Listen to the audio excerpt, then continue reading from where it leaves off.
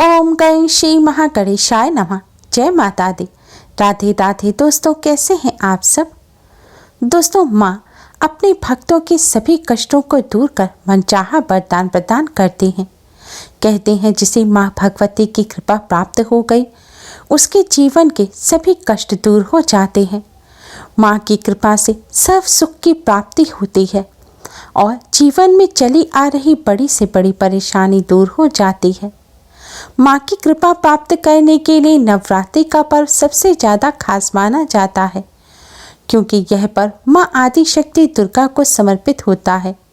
देवी भागवत पुराण के अनुसार पूरे साल भर माता रानी का पूजन करने से माँ की उतनी कृपा प्राप्त नहीं होती जितनी नवरात्रि में करने से होती है। इसलिए भक्त नवरात्रि के दौरान माँ का अधिक से अधिक पूजन करते हैं और व्रत करते हैं।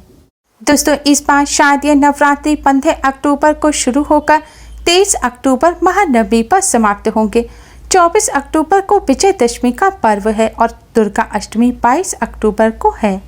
देवी भागवत पुराण के अनुसार नवरात्रि के प्रथम दिन माता रानी धरती पर आ जाती हैं और नवरात्रि के दिनों में धरती पर अपने भक्तों के घरों में वास करती हैं। जो भक्त इस दौरान माता रानी का पूजन करते हैं और व्रत करते हैं, माता रानी उनके सभी कष्ट दुख दरिद्रता का नाश कर देती हैं। माता रानी अपने भक्तों को मनवांछित वरदान प्रदान करते हैं। इस उपाय को करने से माता रानी अति शीघ्र ही प्रसन्न हो जाती हैं। माँ की असीम कृपा प्राप्त होती है। माँ की कृपा से जीवन में चली आ रही बड़ी से बड़ी परेशानी दूर हो जाती है। माँ अपने भक्तों के सभी कष्ट दुख दरिद्रता का नाश कर देती है और पूरे साल भर धन की कोई कमी नहीं रहती, धन का लाभ होता है। दोस्तों, उपाय को सही प्रकार से करने के लिए आप हमारी इस वीडियो को एंड तक अवश्य ही देखें।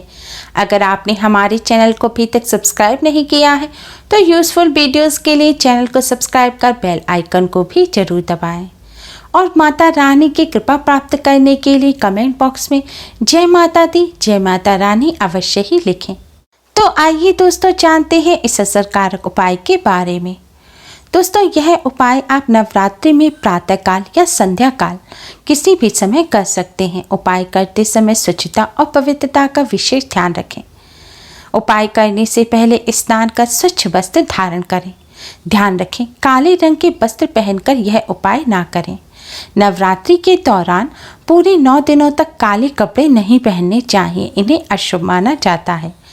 माता रानी का पूजन करते समय सदैव लाल, पीले, हरे, गुलाबी किसी शुभ रंग की वस्त्र ही धारण करें।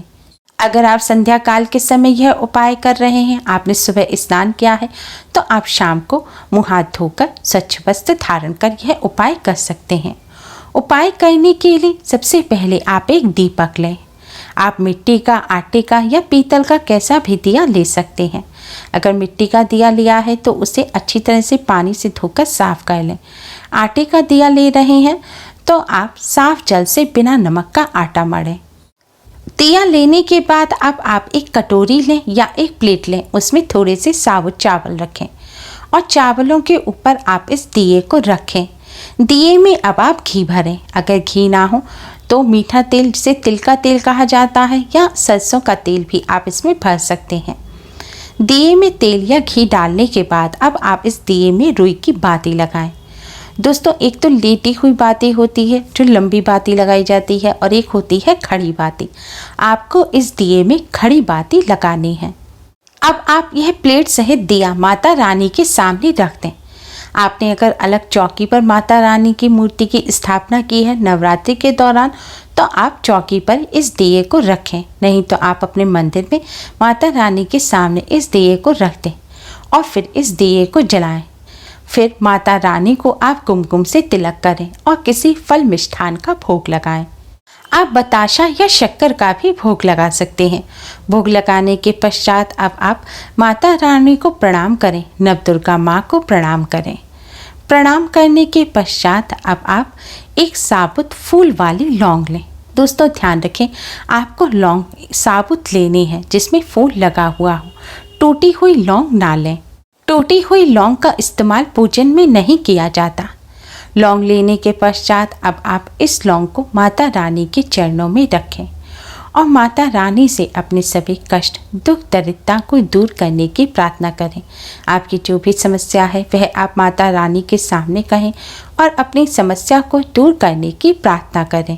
प्रार्थना करने के पश्चात अब आप उस लौंग को माँ के चरणों से उठा लें और इस दीपक में डाल दें। दीपक में लौंग डालने के पश्चात अब आप माता रानी का पूजन करें।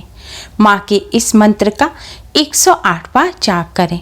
मंत्र इस प्रकार है। मंत्र है ओम ऐं ह्रीं क्लीं चामुंडाय विच्चे। ओम ऐं ह्रीं क्लीं चामुंडाय विच्चे।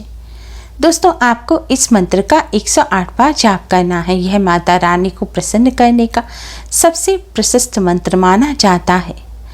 इस मंत्र का जाप करने के पश्चात अब आप माता रानी की आरती अवश्य ही करें।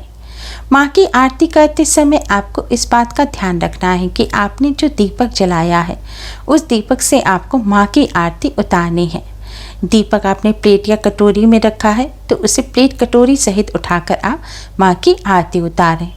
आरती उतारने के पश्चात दोस्तों, आपको फिर से माता रानी से अपने सभी कष्ट, दुख, दरिद्रता को दूर करने की प्रार्थना करनी है। आपको जो भी परेशानी है वह आप माँ के समक्ष रखें और परेशानी दूर करने की प्रार्थना करें।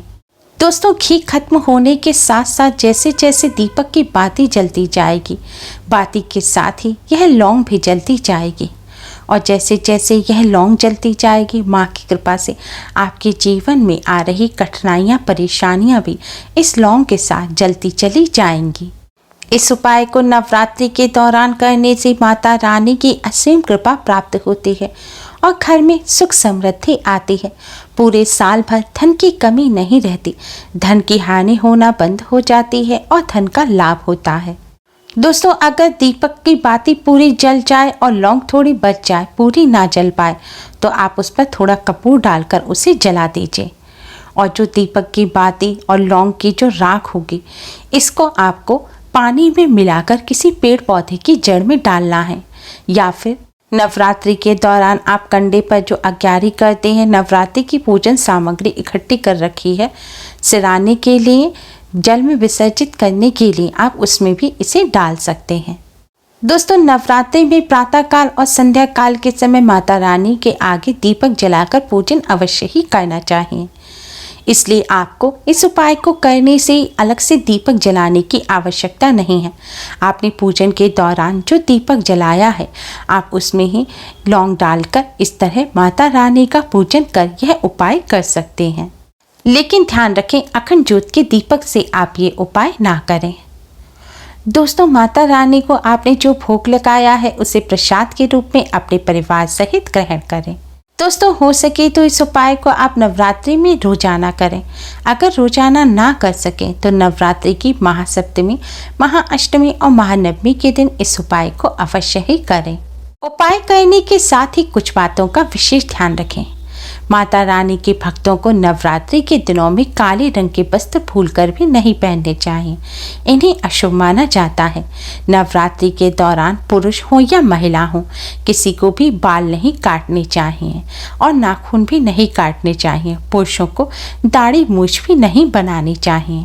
नवरात्रि के दौरान मदिरा, तंबाकू, सिगरेट इत्यादि का सेवन भूलकर भी ना करें। नवरात्रि के दौरान प्याज, लहसुन और मीट, अंडे का सेवन भी ना करें। अगर आपने घर में अखंड ज्योत जलाई है या फिर घट की स्थापना की है तो 9 दिनों तक आप अपने घर को खाली छोड़कर ना जाएं, यानी कि घर का कोई ना कोई सदस्य घर में अवश्य ही रहना चाहिए। नवरात्रि के व्रत रखने वाले भक्तों को नवरात्रि के दिनों में दिन में भूलकर भी नहीं सोना चाहिए। पीरियड के दौरान महिलाएं यह उपाय ना करें। पीरियड के दौरान महिलाएं माता रानी का स्पर्श ना करें, मानसिक पूजन करें।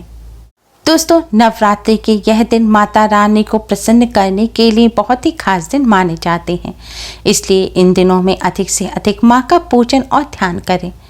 उम्मीद है आपको हमारी ये वीडियो पसंद आई होगी। प्लीज़ लाइक करें। हमारी इस वीडियो को अपने फ्रेंड्स और रिश्तेदारों में ज़्यादा से ज़्यादा शेयर करें, जिससे वह भी इसका लाभ उठा सकें। हमारी और भी वीडियोस के लिए हमारे चैनल को सब्सक्राइब करना ना भूलें। Thanks for watching. Radhe Radhe. जय माता दी।